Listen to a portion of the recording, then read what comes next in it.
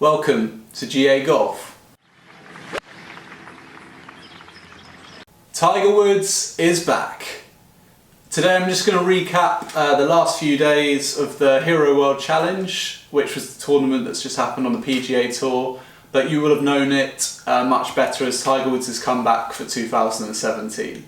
There's been loads of build-up to this event. All the coverage in the last few days was based around Tiger and his comeback. And whether you love him or hate him, it was a big moment for the game of golf. I just quickly wanted to go back to 2016 actually, because he had his 2016 comeback in the same event. He didn't fare as well last year, and he actually came 15th out of 17 people. And I remember watching his first round last year. I shot one over in the first round, and he looked to be really struggling with a two-way miss with the driver. His short game also didn't look great. He was chunking quite a lot of chips. Also, although saying that, the course out there, a lot of the pros have talked about the rough and how the grain, and it makes it very difficult to chip. So I'm not sure that was just totally down to Tiger, but he did look like he had a bit of the yips last year. Second round, he then shot a 65, which was great. His ball striking actually improved, and he holed quite a few putts. And a 65 round any course is pretty good. Unfortunately, for the last two rounds of that tournament, he struggled again. He looked quite tired, losing the ball both ways with the driver again and chunking more chips. And it was a real shame to see last year, because you didn't really get the feeling that he was going to be around for another 10 or 12 events and be able to play basically. He looked quite tight athletically, he looked a bit stiff, and you could tell the back was sort of still an issue, which is ultimately why he went to have surgery earlier this year. And that's in complete contrast to this year. Obviously we had all this massive build-up and the normal fanfare that surrounds Tiger, and things like he was hitting it miles past Dustin Johnson in practice rounds. And at this point I was like, yeah, go on, keep hyping up this comeback.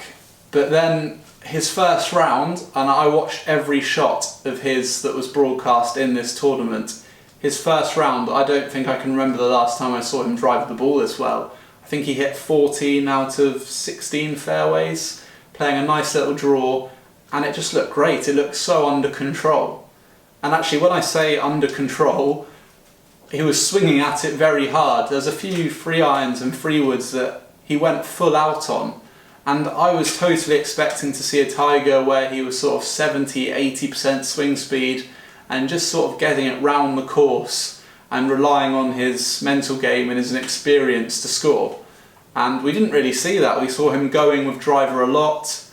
We saw him hitting free irons into the par 5 second shot, high cut free irons, and his ball striking just looked to be really good. I'm actually just going to show on this side of the screen over here his scorecard for the 4 days. So he shot a 69 the first day, which was a good result. 68 on the second day, I think it was, yeah. And he was leading at one point, while Tommy Fleetwood was coming second. And then third round, it didn't fall apart, but he looked a bit uncomfortable. He bogeyed the first 2 holes, didn't play the par 5s particularly well, and chunked a couple of chips again, which I keep sort of seeing a lot of analysis on Facebook and Twitter and other social media.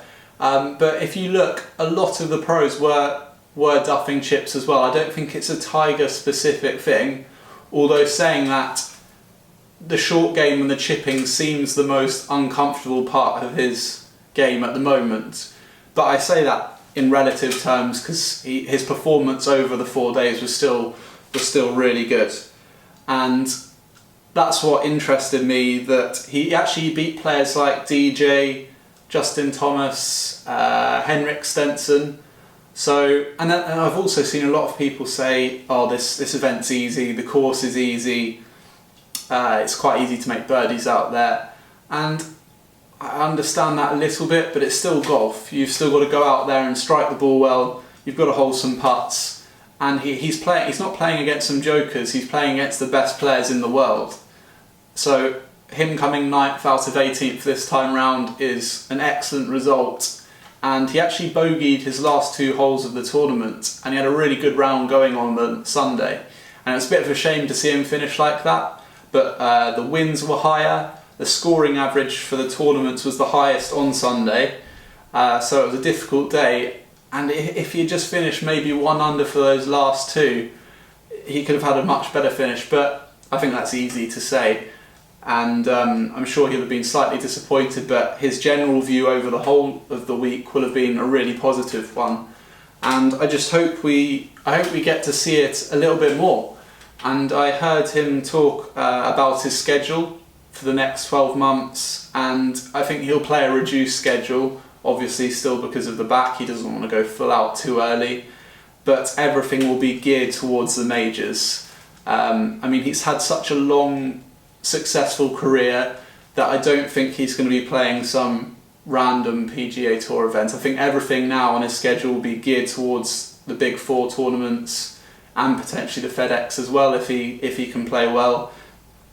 And that would be great to see him taking a run at Jack Nicklaus's major record, which he's pretty close to. And I think the big question that a lot of people are talking about now is, can he do it? And yeah, it's really easy to say, yeah, well, of course he can, he played well. And, well, yeah, that's true. There are lots of good players in golf at the moment, and people like Jordan Spieth, Justin Thomas, DJ, Brooks Koepka. I mean, you've got Rory potentially having a better year this coming year as well. But he's still Tiger Woods. He's one of the best athletes, in my opinion, in any sport that there's ever been. And if you could put some money on him winning again next year, you probably would. And whether it'll be a major, whether it'll just be a regular tour event, I can actually really see it happening. And actually, I did a podcast with Dennis Pugh, the tour coach, a few weeks ago, and I asked the very same question. I asked, will Tiger win next year on the PGA Tour? And his answer was no. And maybe he's right, but I also don't think he himself, and maybe I'll have to ask him, I don't think he would have expected Tiger's swing to be so free and fast. He honestly didn't look like he'd been injured. And he's been saying over and over again in the press that he can't believe how good he feels now that he's healthy. And I mean, this back surgery has obviously gone very well because he's swinging very freely. And just a quick big shout out to Ricky Fowler for obviously winning the tournament. Shooting a 61 on any course in any situation is an insane achievement, but to do it in the last round of a tournament to win when you're free back on the last day is amazing.